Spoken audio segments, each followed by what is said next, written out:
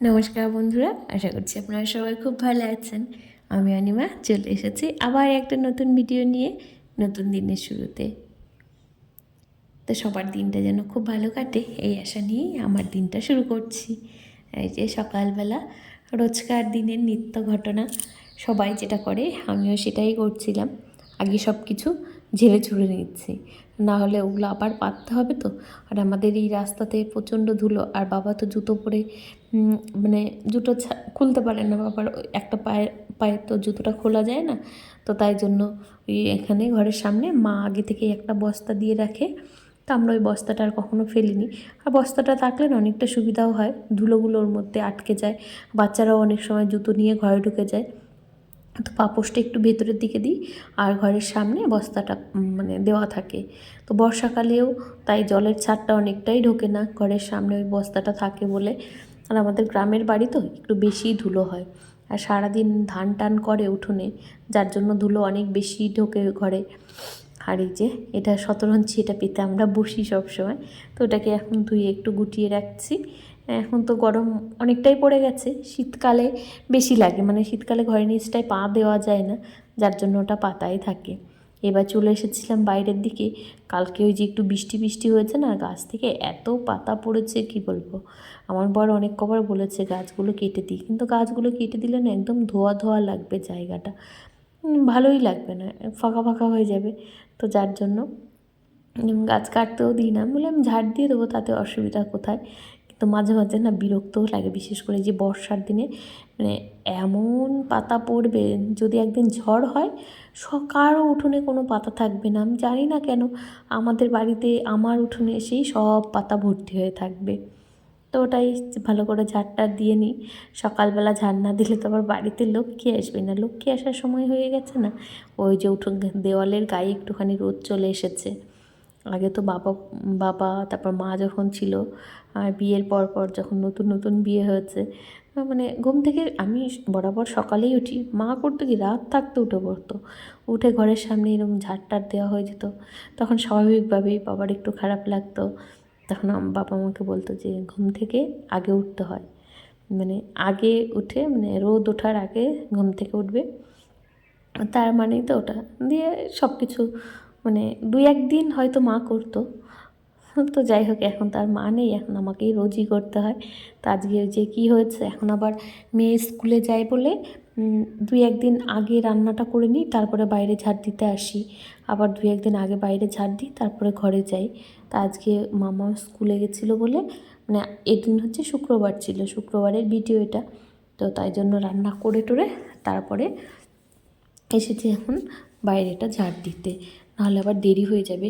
আসলে রোজ দিন ঠিকঠাক হয় না, তো সময় মতো তো আর রোজ সব কিছু হয় না, যার জন্য দুই একদিন রান্না করার পরেও আমি ঘরটর মুছি আর কি।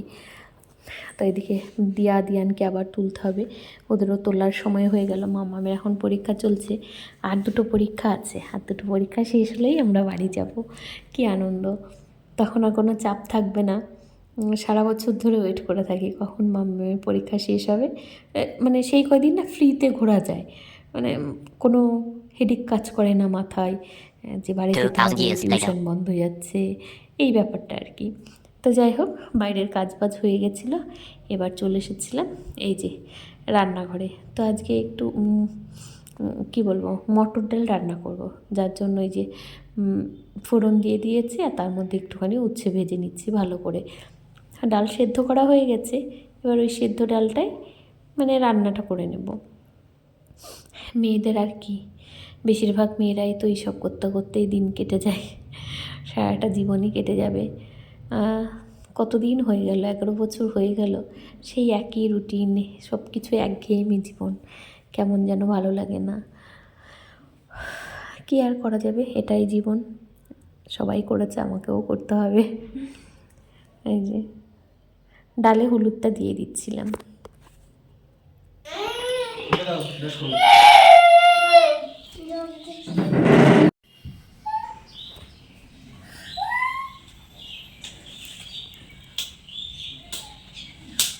হাততালি দিচ্ছ বাবা?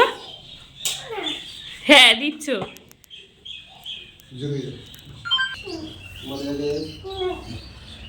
Good morning.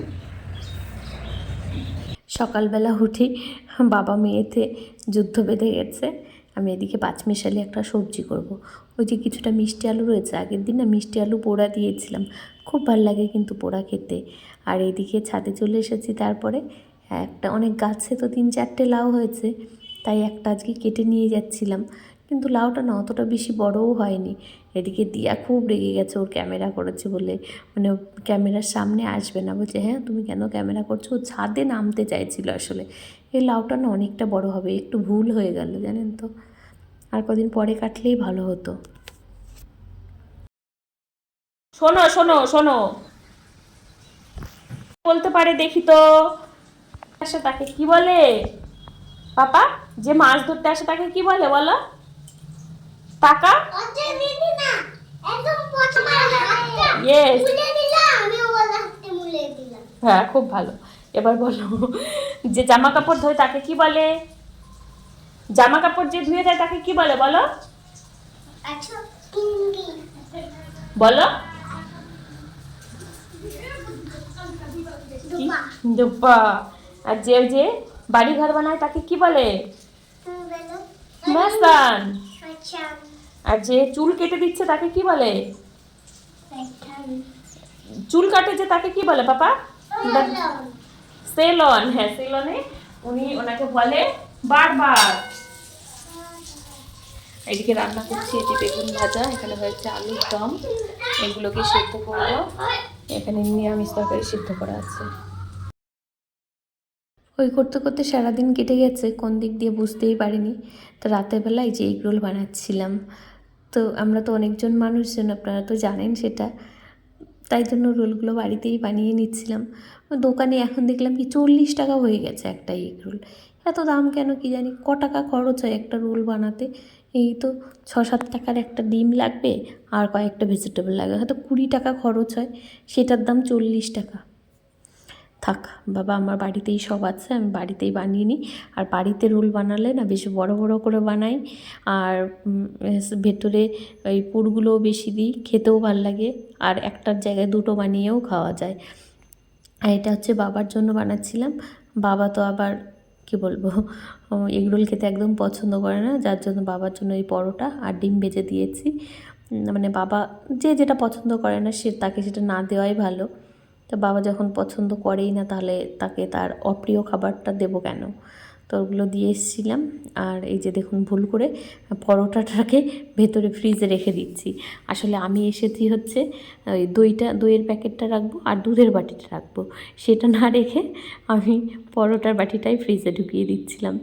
তো এখন দুধটা রেখে দিলাম, আর এটা দিয়ে আসি বাবার ঘরে। এই যে মশারি টশারি সব টাঙিয়ে দিয়েছি। আমার কাজ আমি করি, বাবাও আমাকে খুব ভালোবাসে, সবাইকে। যাই হোক, আমরা ভালো আছি।